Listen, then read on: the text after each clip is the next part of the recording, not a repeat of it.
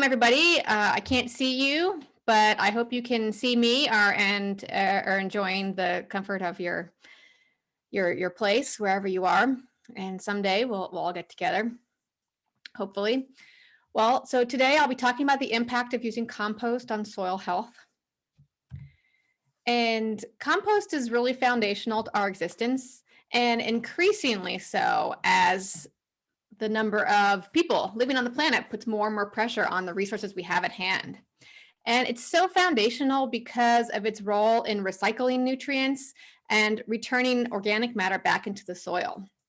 And so, by farming and tilling the land, we're causing soil degradation. And at the same token, by growing all of this food, we're producing industrial or organic waste materials. And so I think sort of the beauty of composting is the cyclical nature here and having these strategies in place for recycling this organic waste and being able to put it back into the land.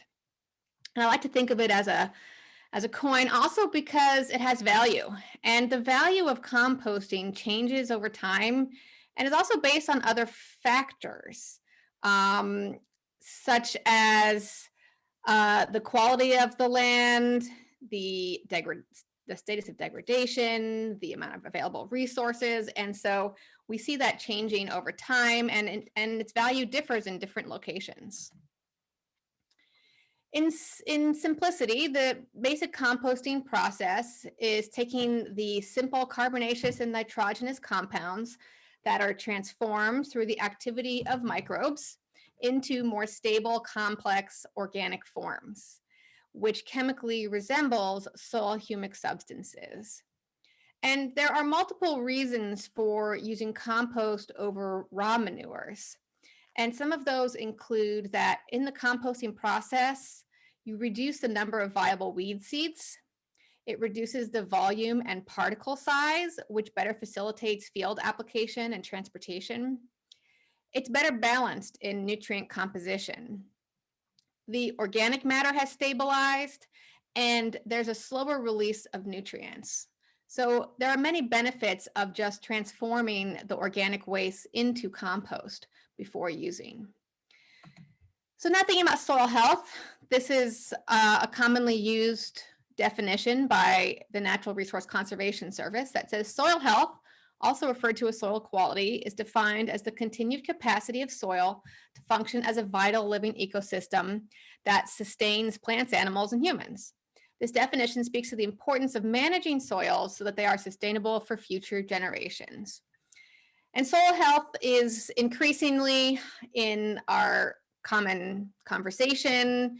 There are initiatives and regulations in California and in other places to promote healthy soil practices, and compost is one of these healthy soils practices that is accepted under this example initiative.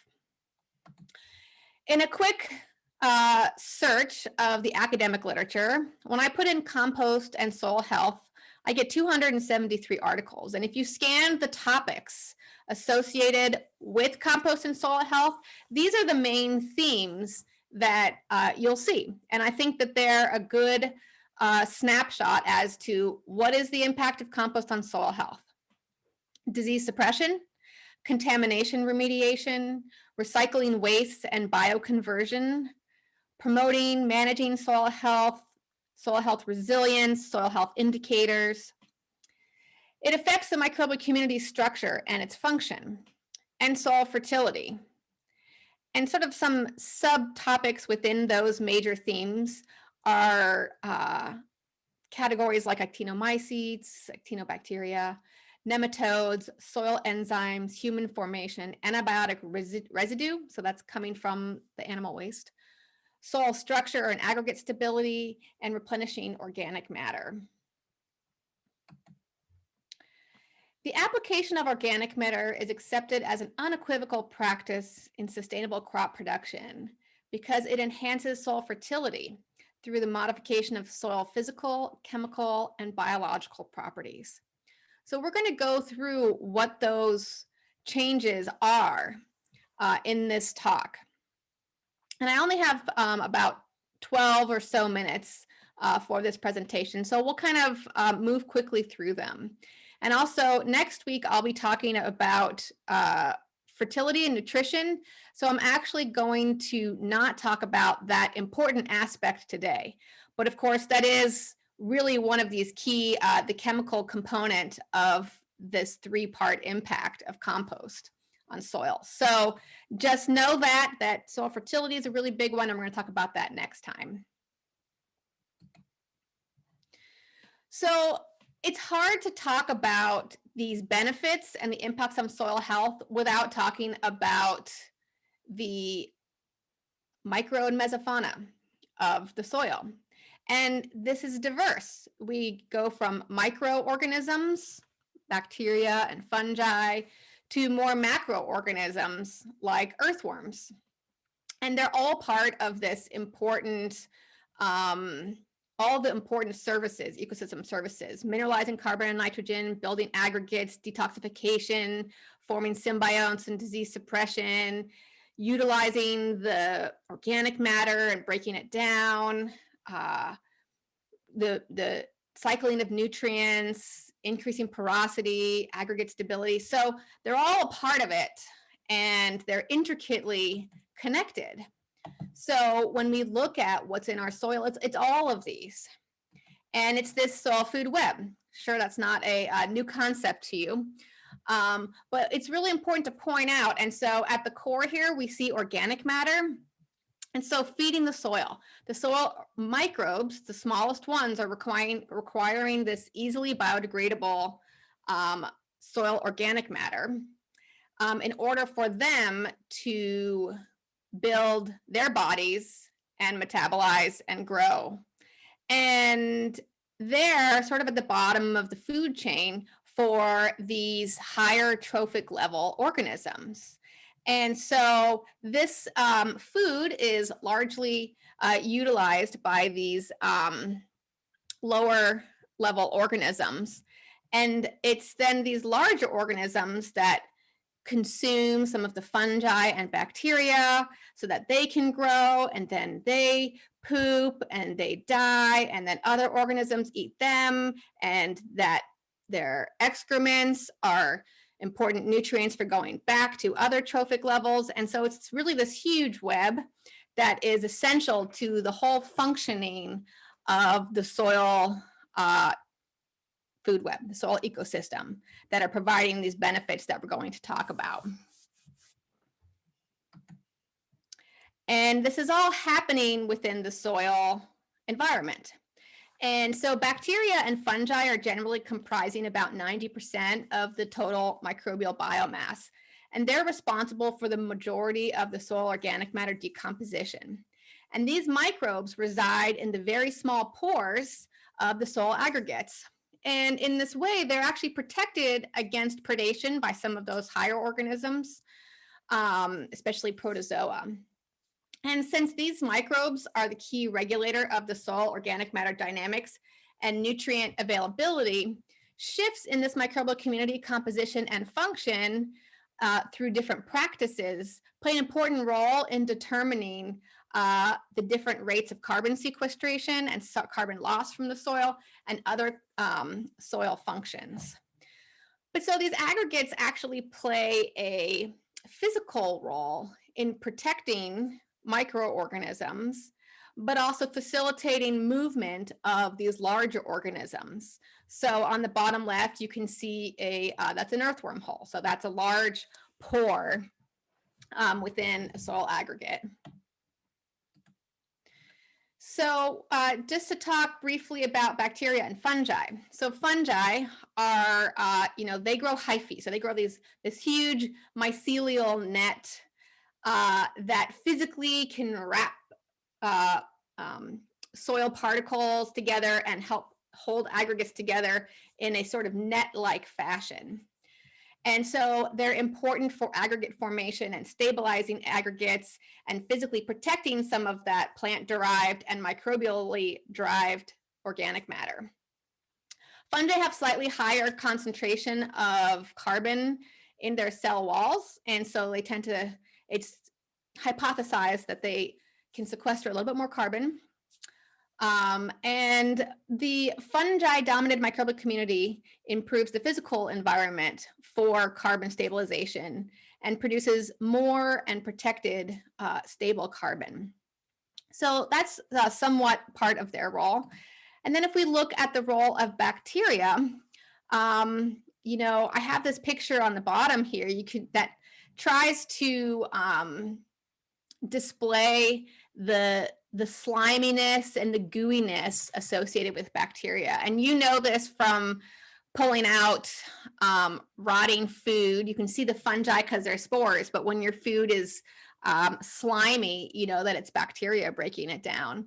And so bacteria are really good at producing these extracellular polymeric substances, EPS.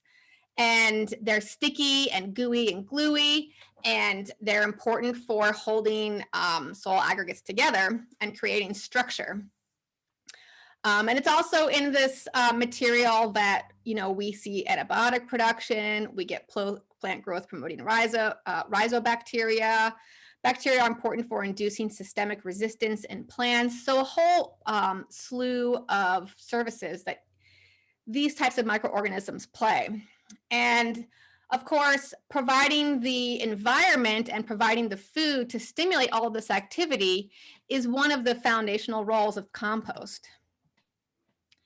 So in this little video, I will show how compost, and this was a compost and cover crops over 3 years, improved the soil structure. And so what we're doing here is, in that first field that is playing now was just a weedy fallow that was mowed. And we've added the equivalent of 1 acre-inch of water. We're going to remove it and then watch how long it takes for the water to infiltrate the soil. So this is a soil infiltration or water infiltration test. And it's in one way to evaluate soil structure, which is related to porosity or bulk density, things like that. So while you watch that one, we can watch the area that had cover crops and compost for 3 years. And there you can see the difference of how long it took or how long it didn't take. There's a longer video of this that you can see on my website, but in summary, it took less than 20 seconds after a couple of rounds of adding an acre-inch in the cover crops and composted section as compared to over 2 minutes in the control area. And importantly, what we also saw was you could visually see the difference. So on the left-hand side, this is the control. You can see how that structure is lacking. When we removed that metal cylinder, you can see the slick appearance where those soil pores collapsed, versus in the composted and cover cropped area. You can see the structure is maintained despite the disturbance of the metal ring. So I'm going to breeze through a couple things. Carbon sequestration is an important one for soil health and the longevity of production. And I have circled here the organic amendments application. And so this is sort of a visualization of the interconnected benefits. So you add organic amendments, soil organic carbon improvement results, which leads to an enhancement in water holding capacity, nutrient retention capacity, and structure and soil biological quality, which has all these side benefits, reducing soil loss by erosion and increase in microbial and enzymatic activities. Nutrient retention, it decreases the loss of nutrients and increases nitrogen supply over time. And water holding capacity is important for drought resistance and water use efficiency. So it's hard to talk about one thing without the other. They're all interconnected, and compost is really foundational to supporting these multiple functions of our soil. I'm going to go through a little bit about disease suppression because this was a huge topic for the importance of compost and soil health. So, you know, being able to grow plants in the absence of disease or in the absence of developing disease, despite the presence of the pathogen, is essential to soil health. So there's 4 main mechanisms of soil disease suppression. One of those is antibiotic production. So you have your bacteria produces antibiotics, and that works against your Pythium spore, which is your pathogen in this example. A second example is competition for nutrients. So you have the exudates from a seed, which direct Pythium or your pathogen to the seed. But if that is interfered, that signaling compound is interfered by a bacterium, then the Pythium is not directed to the cucumber seed and is unable to cause disease. Inducing systemic resistance. So this is where you have rhizosphere-associated bacteria that stimulate a signaling of that plant that allows for a defense signaling cascade that prevents the invasion by the pathogen. And that signaling occurs both in the roots and to the above ground parts of the plant. And the last and fourth type of disease suppression is parasitism. So direct parasitism or predation of a pathogen. So in this case, the trichoderma is the beneficial microorganism, and here's the Pythium, and it's being encased and punctured by the trichoderma. So let's see. Am I out of time, Erin? How am I on time? A couple more minutes. You're good. Okay. I just have two more points to make. One of them is I wanted to flesh out this induced systemic resistance concept. And so the idea that the microbes associated with the roots can cause above ground signaling changes. So in this study, they were using vermicompost, which is a manure-based vermicompost. And what they found was the percentage of, this is, sorry, I'm spacing on the common name, the beneficial insect lacewings towards the plants after a aphid attack, green lacewings. And so they had an increase of beneficial insects on the plant treated with vermicompost. And what they attributed that to was a change in the chemical signaling. These are the volatiles that are released and that are attracting insects to the leaves. And so in the plants with the vermicompost added, they had a different signaling signature above ground that attracted different types of organisms, and in this case, beneficial organisms.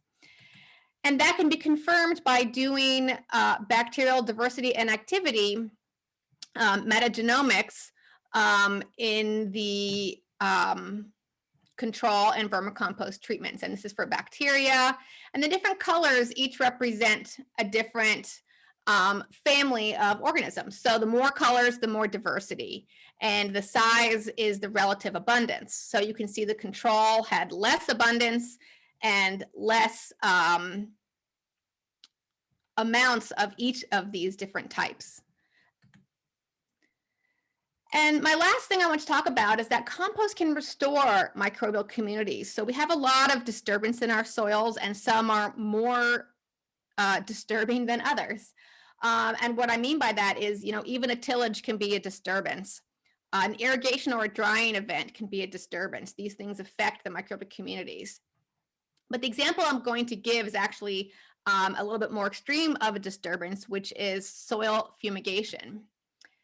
And so we're going to walk through this quickly, but just like I described a minute ago, each of these colors represents one of these types of bacterial groups. And so the more colors, the more diverse. And what this first set of 3 bars shows is the bacterial community in the native soil. So you can see it's quite colorful. This was the community after a methyl bromide fumigation. And these are just replicates, the 3 bars.